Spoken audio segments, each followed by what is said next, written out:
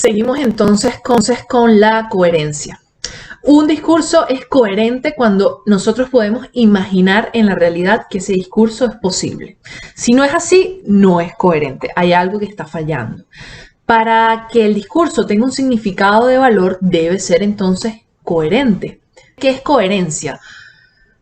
Bueno, que si estamos enumerando una serie de proposiciones, estas vayan de la mano con ciertas relaciones de causalidad.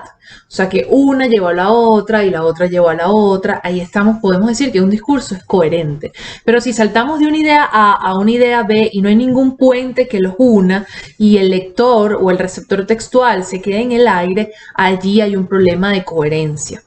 Por eso es lo importante de cuando uno hace un texto, sea de la naturaleza que sea, dárselo a otra persona para que lo lea previamente de ser publicado y decirle, mira, ¿qué entendiste? ¿Qué no entendiste? Ahí obviamente va a resaltar lo primero, el tema, que ya lo hablamos, que es la idea principal. Bueno, tú hablaste aquí de la inmigración, ok, pero de repente pasaste de un dato que me decía que llegaban 10 personas diarias, ahora llegan 15.000 personas diarias, pero no me explicas por qué ese discurso entonces es incoherente y no logra el significado necesario para que el otro lo comprenda. Otra de las estrategias que se vale el analista del discurso y en este caso también el productor del discurso es la sinonimia y la paráfrasis.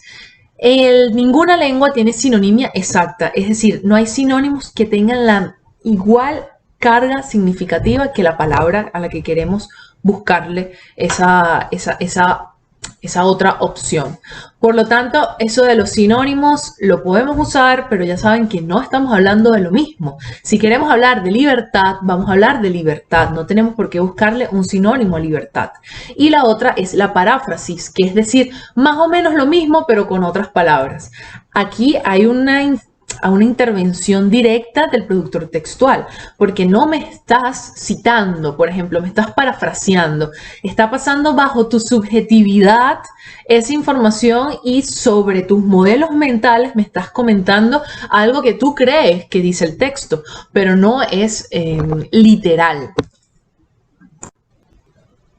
Por ejemplo, si seguimos en este tema de la inmigración, no es igual a decir inmigrante, a decir extranjero, a decir minorías étnicas. Cada vez que usamos alguno de estos términos hay una carga ideológica detrás. No es un simple ejercicio de sinonimia. Otra de las opciones es el contraste. Contrastar entonces lo de nosotros versus lo de ellos. El autor comenta, su uso recurrente sugiere que posiblemente las actitudes e ideologías subyacentes también se presentan en términos polarizados y definen la línea entre dentro y fuera del grupo.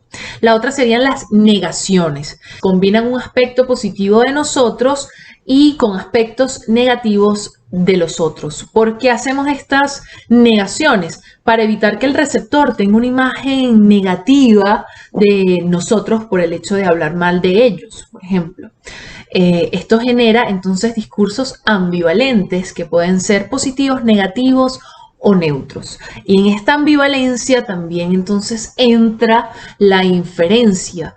Mientras más ambivalente sea un discurso, mayor inferencia debe hacer el receptor textual y por eso puede que haya muchas versiones de un mismo texto que finalmente nunca se comprendió, nunca se pudo identificar bien el tema ni nada y solo quedó hacer una inferencia de lo que quisieron decir. Por eso mismo, por el uso de las ambivalencias, de los eufemismos y bueno, todas estas estrategias que se valen los productores textuales en la política, sobre todo para borrar los rastros de su creación.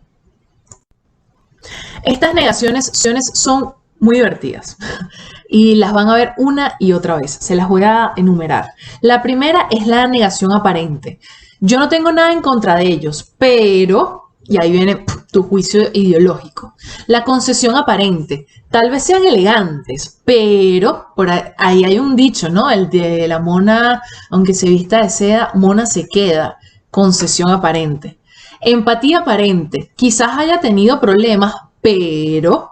Apología aparente. Sabrán perdonarme, pero esfuerzo aparente. Hacemos todo lo que podemos, pero transferencia. Yo no tengo ningún problema, pero mis clientes, por ejemplo, y culpabilización de la víctima. No son ellos los discriminados, somos nosotros. Estas son las negaciones. Muy importante que las identifiquen en su discurso y que al momento de ustedes hacerlas se den cuenta de que las están usando y de que, bueno, de que hay una salvaguarda de su imagen positiva, de su representación positiva, para que el lector no piense, por ejemplo, que ustedes son racistas o que ustedes están contra la inmigración o que ustedes están contra los derechos laborales, etcétera.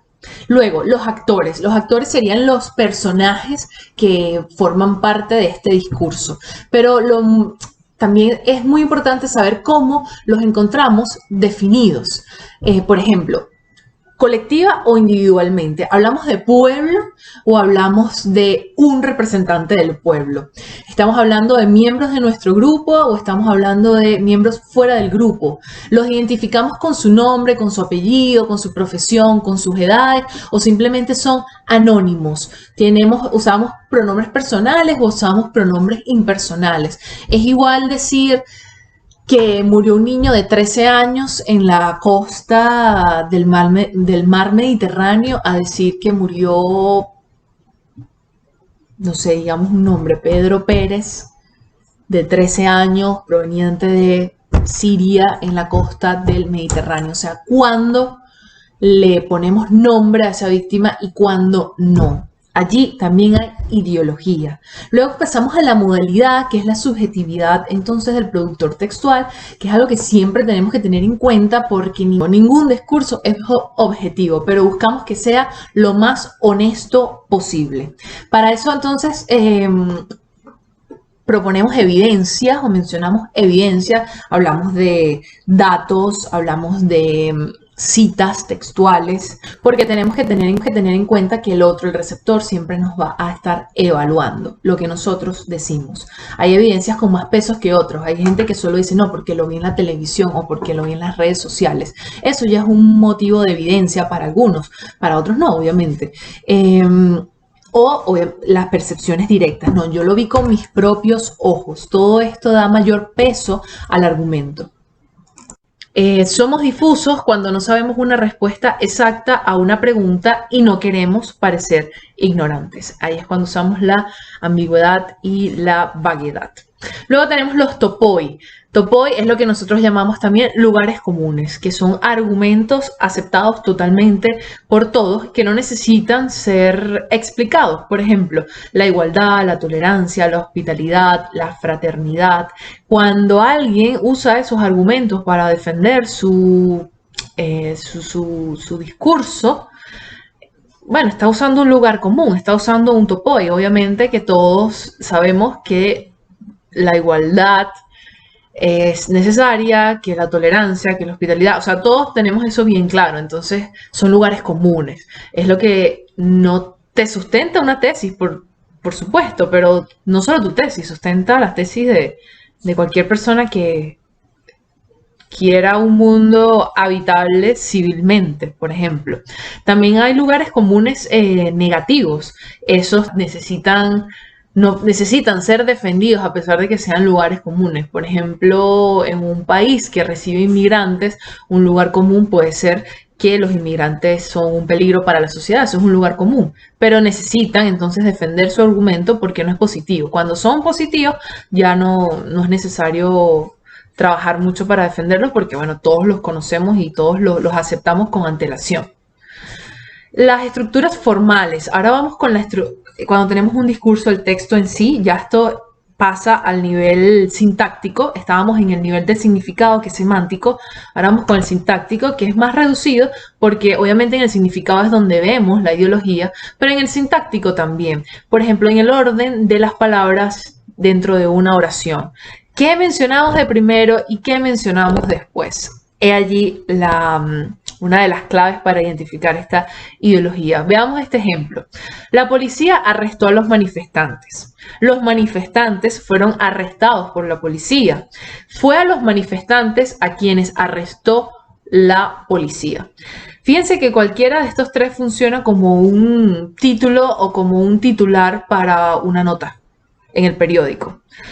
Pero va a depender entonces del editor, por ejemplo, que quiere hacer énfasis en que la policía arrestó a los manifestantes, o sea, una oración en voz activa o en una oración de voz pasiva, donde la carga recae sobre el agente. Fíjense, los manifestantes fueron arrestados por la policía. Allí todos esos cambios tan sutiles llevan una carga ideológica y cambian entonces la percepción del receptor textual, porque lo condicionan a que su atención vaya a lo que nosotros vemos de primero. Esto obviamente entonces interviene al momento de decir qué va en un titular, qué va en un sumario y qué va en el lead, que es el primer párrafo de una nota. Pero esto ya lo vamos a ver en el curso de notas de prensa.